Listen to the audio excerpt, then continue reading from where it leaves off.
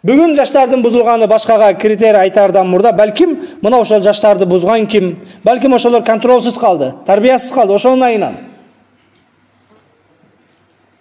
Ибн Кайим рахимахулла айтат, ажырашып кеткен ери катын келди дейт. Ажырашып кеткен ери катын келип, 8-9 жаштагы баласы бар экен, бала мени менен калсын, бала мени менен калсын деп казыга бардык дейт. Казыга барганда анан казы бала караса 8-9 жашта акылын таанып калган бала экен. О бала, ыктыярды саңа берем. Мен өкүм чыгарардан мурда атаң менен кетесиңби, апаң менен кетесиңби десе, бала экиленбестен туруп, атам менен калам деди. Казы абалдан атасы менен калат, баланын акыл эси жайында экен, баланын тандоосу тандоо, соттой турган, казы өкүм чыгара турган маселе калбады дейт. Десе жол аразлашып келген аял, урматтуу казы, баламдан эмне үчүн атасын тандаганын бир сурап койбойсузбу дейт. Себебин билели. Себеп эгер ошол мени тандаганга караганда атаны тандаганы пайдалуураак боло турган болсо мен ыраазымын дейт. Казы, о балам, эмне үчүн атаңды тандадың десе, апаңды тандабадың десе, апам мени тарбиялайт, урушат. Устаздарга алып барат, мугалимге алып барат, Кур'ан жаттатат. Ал жерден мен Кур'ан жаттаткан устаздын, мугалимдин таягын жейм. Андан көрө атам менен касам, атам өз иши менен жүрө берет, каалаганымды кылам дейт. Бала балалык кылып, эркин жүргүсү келип, ойногусу келип, окугусу келбестен атасынын тандаган себебин баяндаганда, казы кайрадан өкүм чыгарып, атаны сен бала менен жашаганга, бала тарбиялаганга акылуу, ошого татыктуу ата эмес экенсиң деп туруп, кайрадан баласын алып берип койгон окуяны баяндайт. Урматтуу жамаат, Аллах Таала насип кылса, балалуу болуу бул оңой экен. Үйлөп койсок, тоюн кылып берип койсок, табият жолу менен мына ошол ата менен кыз менен бала өзүнө окшогон дагы бир баланы дүйнөгө алып келе берет экен. Төрөтүп коюу, өстүрүп коюу, же болбосо балким продукт алып келип багып коюу дагы бул жеңил экен. Бирок баккандан мурда, өстүргөндөн мурда мына ошол кечке нан жок үйгө нан алып барам деп кечке нан издеген сыяктуу нан менен бирге тарбиядагы илим, билим дагы издеш керек. Бүгүн тилекке каршы үстү бүтүн, колунда соткасы бар, чоң ата чоң энесине таштап коюп, миграцияда башкада жүргөндөр, мен бала багып атам, бала тарбиялап атам дебей эле койсун. Чындыгында бүгүн фермерлер башкалар чоң сарайларды салып, бир мал караган багбанды алып коюп, же болбосо жана улакка кызыккан улакчылар башкалар бир сарайга 30-40 атты байлап коюп, улакка жараган аттарды эки бир мүнүшкөргө айлык берип коет. Ал мына ошол ат таптаган саяпкерлер ошол таптап убагында суусун берип, жемин берип карай берет.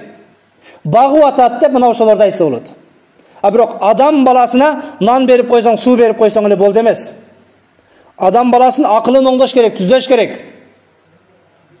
Адам баласыны абайлап маалымат бериш керек. Чыңгыз Айтматовдун жакшы бир сөзү бар. Ашказан дейт, мээге караганда акылдуураак дейт. Ашказанга айнып калган, отравление кыла турган жаман нерсе кирсе кусуп кайтарып салат дейт. А бирок мээ информацияны, маалыматты илгебестен баарын кабыл алып калыптана берет дейт. Бул Чыңгыз Айтматовдун мына ошол араб тилине башкага эң көп которулган учкул сөздөрүнүн бири. Ашказан мээге караганда акылдуу, зыяндуу нерсе келсе кусуп салат дейт. Бирок мээ кусуп салганды, сорттоп салганды билбейт экен.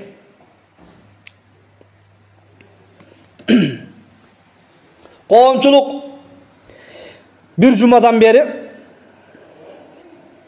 өтө катуу талкуу кылып аткан Кадам жайдагы мына ошол жаш кыздын зордолгону, кордолгону, ошону менен бирге 24-25 жаштагы эң бир элине, мамлекетине кызмат кылса, бир күч ашка тойбой турган, ишке тойбой турган, мамлекеттин керегине жарай турган жигиттердин керегине жарабастан кайгысына трагедия кылып, мына ошол коргоосуз калган, чарасыз калган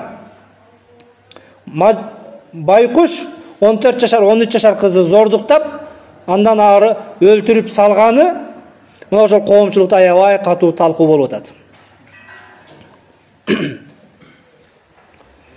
Бүгүн интернет майданында бардыгы ошол окуяларга комментарий жазганда %99% өлтүрүш керек, өлүм жазасын киргизиш керек, антиш керек, мынтиш керек, мына ушунун баарын айтып атат.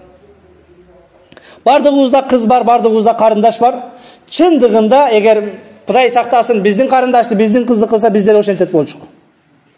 Бул маселенин бир тарабы комментарий берип койгон, өлтүрүш керек, башка кылыш керек деген. Бирок биз экинчи тарабын кошо карасак,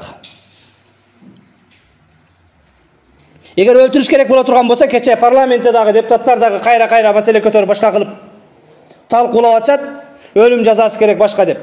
Бирок өлүм жазасы киргенде мына ошол өлүм жазага адилеттүү соттор өкүм чыгарабы, чыгарбайбы, бул бир маселе. Дагы бир акылдуу айтып атат, өлүм жазасы Америкада кылмыштуулукту азайткан эмес деп. Өлүм жазасы Америкада статистика кээ бир штатында өлүм жазасы экен, кээ бир штатында өмүр бою түрмө экен. Өмүр бою түрмөгө камай турган штатта дагы кылмыштуулук азайган эмес. Ошол эле учурда өлүм жазасы кирген штаттарда да кылмыштуулук бардыгы статистика боюнча бирдей чыгып калган дейт. Чындыгында бизде адилеттүү соттордун жоктугу башка, бул өзүнчө бир проблема. Ошолор айткандай, дагы бир байкуштун бейбечаранын баласы соттолуп, оттолуп, ошол асылып, ошол өлүп кетүүсү мүмкүн өлүм жазасы кирсе. Бирок өлүм жазасы кирсе, кылмыштуулук азаят деген сөз бул туура эмес. Мен юрист болсоң дагы, башка болсоң дагы. 99 адамды өлтүргөндөн кийин талкуу кылып, канткенде ушул 99 адамды өлтүрбөйт эле десе, мына ошол акылдуулардын бирөөсү динсиз капыр болсо дагы, эгер мусулмандардын бир эрежесин колдонгонубузда 98-и тирүү калат эле дейт. Ал кандай эреже десе, биринчисин өлтүргөндө өзүн өлтүрүш керек болчу дейт. Өлүм жазасы дегенде апчыгы элеш пешенесине мылтык менен атып салуу эмес. Шариятта мунун бир канча түрү бар. Дарга асабыз. Адамдар дарга аскандан коркпой калса, кылыч менен башын алабыз.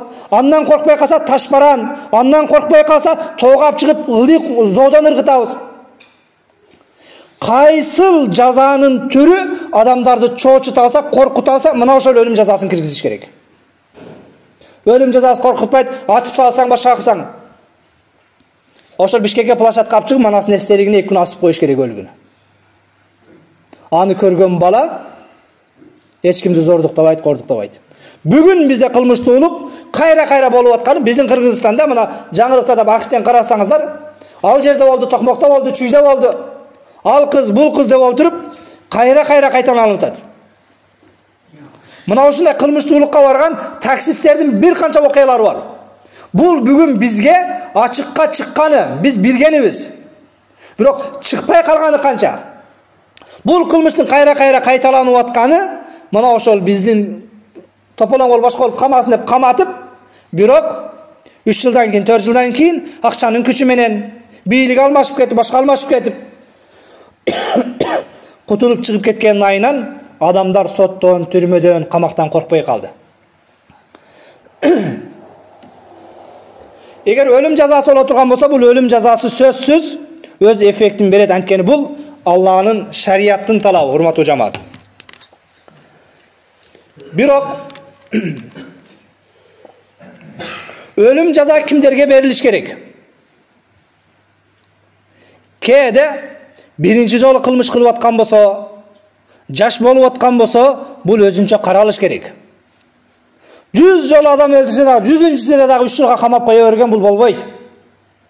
Тарбия маселесинде жоопкерчиликти жалпы алсак,